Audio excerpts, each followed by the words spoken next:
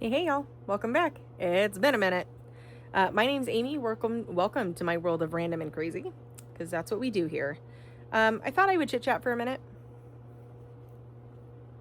I'm gonna unball this lovely mess that my daughter has created, and I figured we'd just chit chat for a minute. It has been, I don't even know how long, year and a half, 2 years, somewhere in there since I've been behind the screen, and I am way out of practice. And yeah, life's been lifing. So where do I begin? I just celebrated 1 year at my new job. I say job, but I feel like it's a career because I don't want to call it a job. This is my forever thing is what I'm hoping this is going to be. I don't want to switch jobs. But I am a financial professional in the state of Arizona, so I am licensed and all that good stuff. And I absolutely love my job going in, and a lot of times what we do is we go into schools and we provide lunches for the staff members, and we talk to them and explain to them like how their retirement works, whether or not they need supplemental outside savings type stuff, things like that. And so it's been so much fun going in and talking to these staff members. And I think because I've worked at a school, I have a much different level of respect for these people. And I want to make sure that when they are ready to retire, they can retire because they want to, and they don't have to work because they don't want to. They work because they want to. That's like kind of my motto. So to help them plan and learn that retirement's not going to necessarily cover everything for you is it's kind of eye-opening, to be honest. So still loving that, still doing that. That's my first and foremost priority. My second thing that I'm doing right now is Cleo. So I don't know if you guys can see. Well, do I know the name of this one? Absolutely not, because that would require me memorizing stuff. But they're beautiful. I love them. These are press-ons. I love their press-ons. So anyways, Cleo is the next thing that I've been doing. I haven't really been pushing or promoting. I should be. I need to. I love this product. I even like their gel strips. I just lost my light, so I haven't been able to use them for a minute. So I bought a new one. But I have a stack of LED strips that I can use. And I like the fact that they literally don't harm my nails, because that was a big concern. But these ones have actually helped my nails. My nails were getting really brittle after using, they're press-ons, but I was using glue to press them on and keep them there. These are different, and they're different in a way that I've never seen before. And if I remember correctly, they're the only company with this technology. But the nails wiggle. We call it the Cleo wiggle. And it's really weird until you get used to it. And then once you're used to it, it's weird to not feel it. But your nails literally, they move. They'll push back into your cuticle if you jam them hard enough. They will flex forward. It's the weirdest feeling in the world, but it is so cool once you get used to it. But it's to help them be flexible and not snap off or break. I think I've only ever had one fall off, and that was because I didn't actually do the procedure correctly or the process correctly. So that was technically my fault. It was also me testing it to see if is it really necessary to do all 30 steps before putting them on? And the answer to that is yes. Yes, please do all the steps. If anybody has any questions, I'm glad to answer them. But I love the fact that I can spend $65 a month and get 5 manicures, or a manicure and a pedicure, or however I want to split it. So yeah, there's that. And then the other thing that we've been doing is we just opened up a little shop inside of a consignment store called Grande Shops. If you're out here in Arizona, it's in Casa Grande. And, or Casa Grande, not quite sure how to pronounce that. She might talk to birds. We'll see what happens. So yeah, I've been stocking up a lot of crocheted plushies. So I've been doing a lot of crochet stuff. As you can see, my crochet stash has been building and expanding, and I'm actually sitting in front of a wall with more yarn in front of me. That's why I'm balling up this one. And there's a tote right here next to me that also, can you see the yarn? Whoops. Yeah, all the good stuff. Anyways, So I've been crocheting my little fingers out to my heart's content. I have been making all sorts of things, and then instead of keeping them here, we take them down to the store. We just went today actually to go check up on it and make sure it was, you know, clean and organized, and bring some new products in that I had made for Valentine's Day type thing. And yeah, that's pretty much it for me on my side. Hubby's doing great, still working from home, still doing same old, so that's good. And I'm waiting for her to fall. She's walking all over my couch, or my little red chair that I have over there under the window. But she loves to talk to the birds, and I think she thinks if she can call them loud enough, they'll come to her. Oh, did I even introduce Ruby? Are you going to come say hello? Is it because I called you? What? No, just kidding.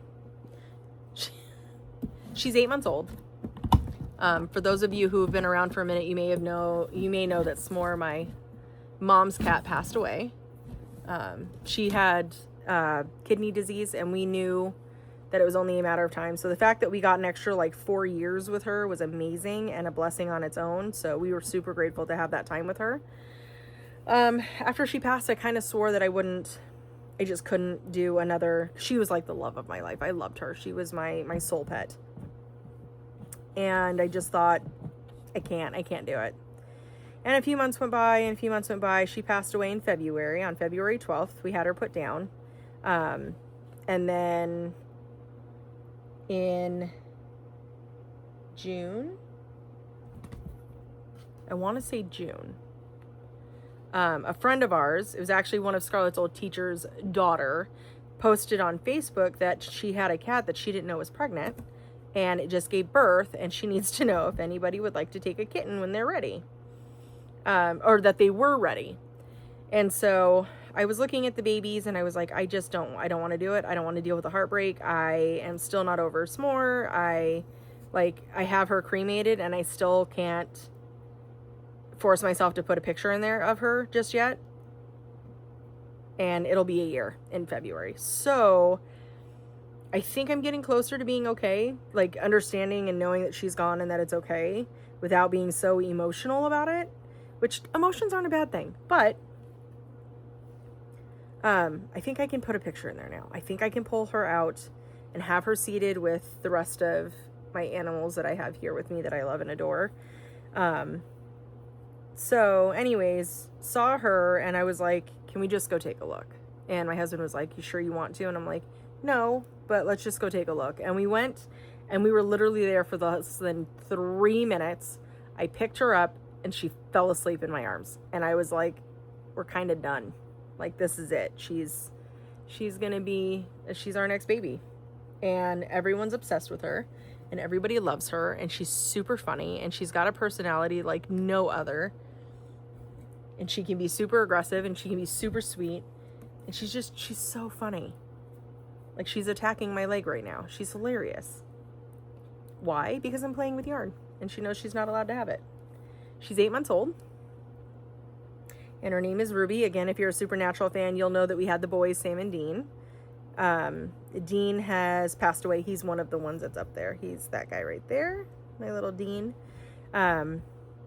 Sam was actually adopted out because when Dean passed away, Sam started spraying where Dean was spraying because Dean was sick, and we couldn't get him to stop. So we asked a friend of ours if they would take him to see if maybe that's what the issue was, and it was. Like, as soon as he went into a new environment, he stopped spraying. Like, he's not spraying over at their house at all.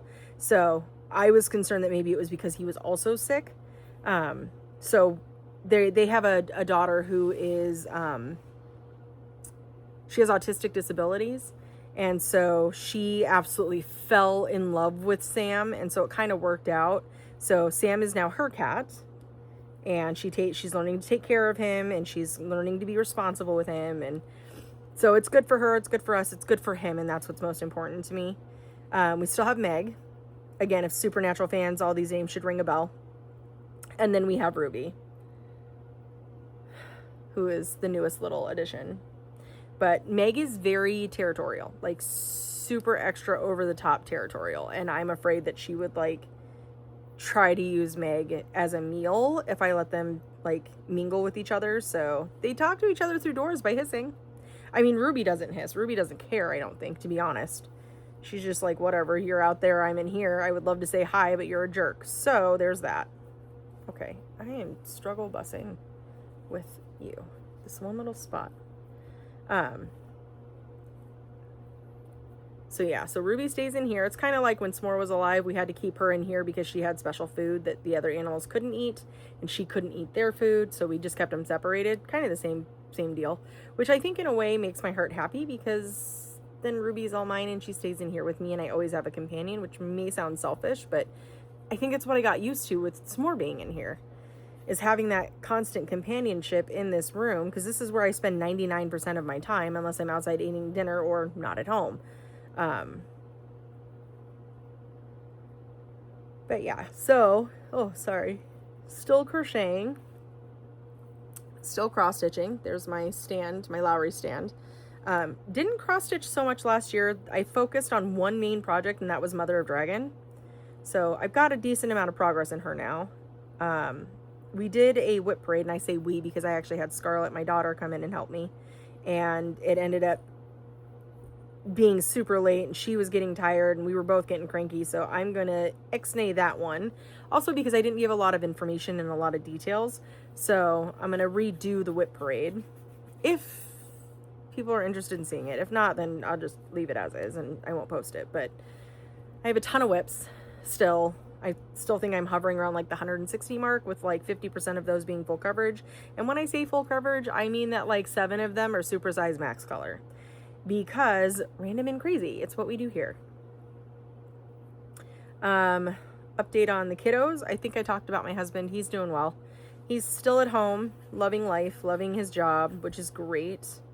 They have him work from home because we live so far from the office that they don't want him traveling any more than he has to. So every once in a while he'll have to go in, but he usually doesn't go in more than once a month.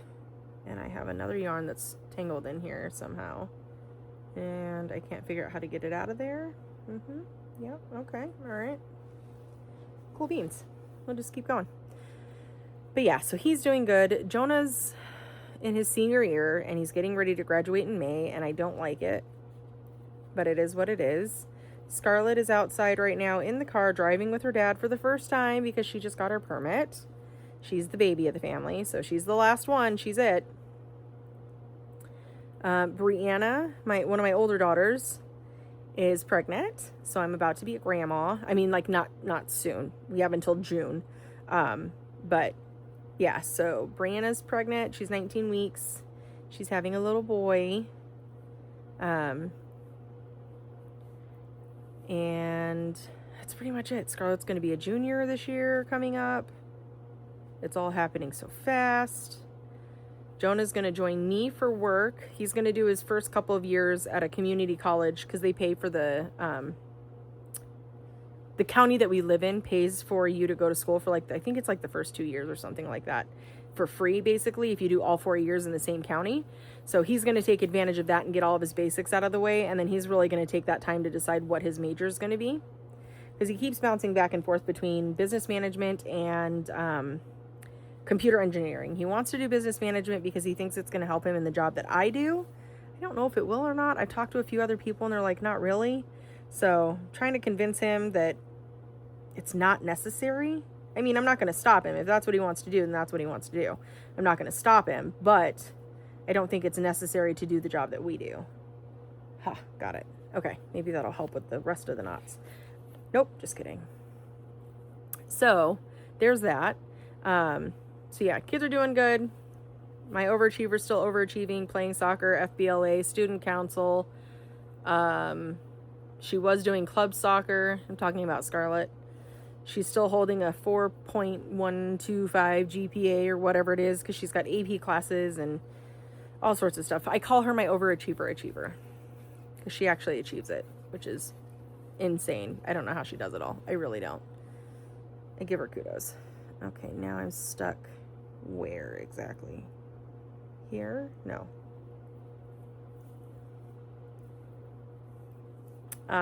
Yeah, so there's that.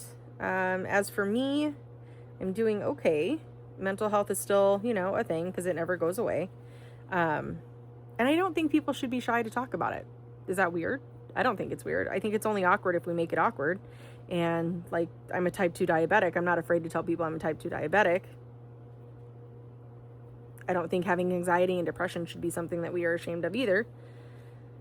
So there's that. But I was also diagnosed recently with BP2, which is bipolar 2, which makes a lot of sense, actually, in my mind. Like, it answers a lot of the random questions that I've had over the years. But a lot of changes physically, mentally, emotionally, all the things are happening. I always joked about the midlife crisis thing. I think now that it's a reality, it's kind of like, whoa, this happens. It really does happen, and not in a good way. I don't like it. I'd much rather just go out and buy a Ferrari.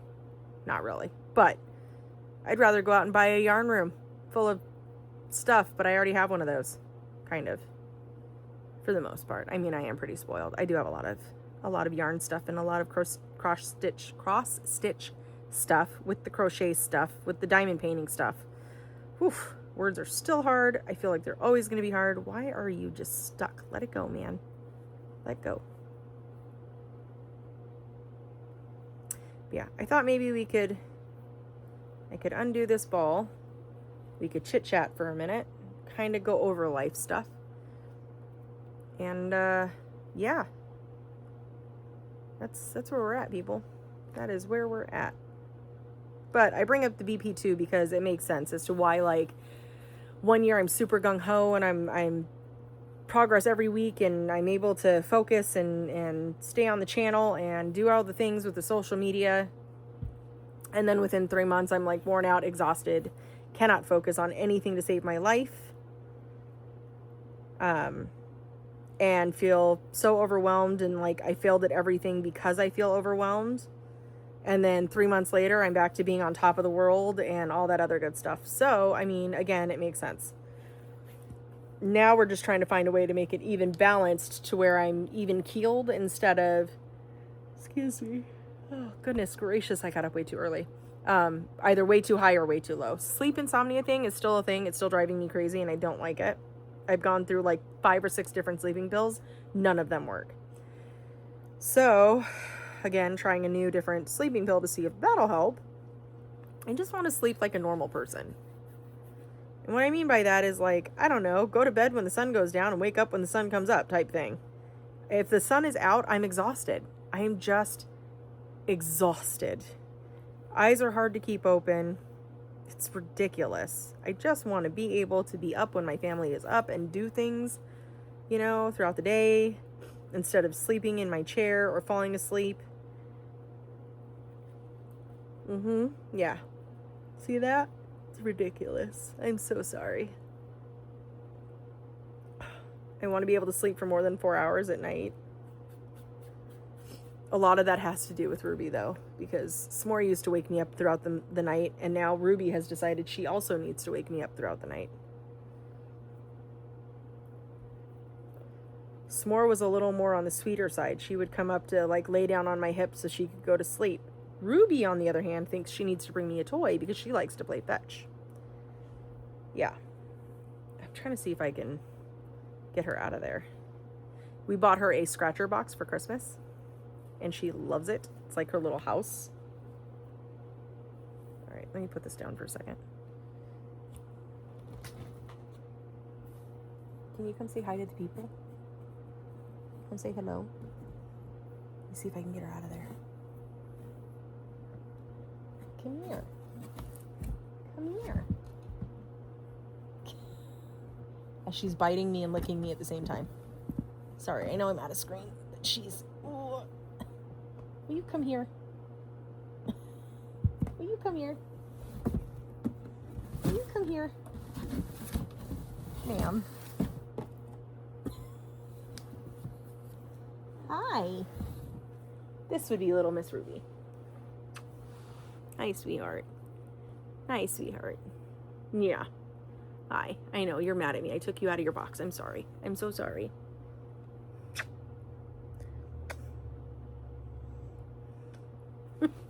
That's Ruby. Huh. You'll see her a lot. She jumps around. She likes to jump on top of these things. She likes to run across here, which drives me absolutely crazy because a lot of my mom's knickknacks are up there.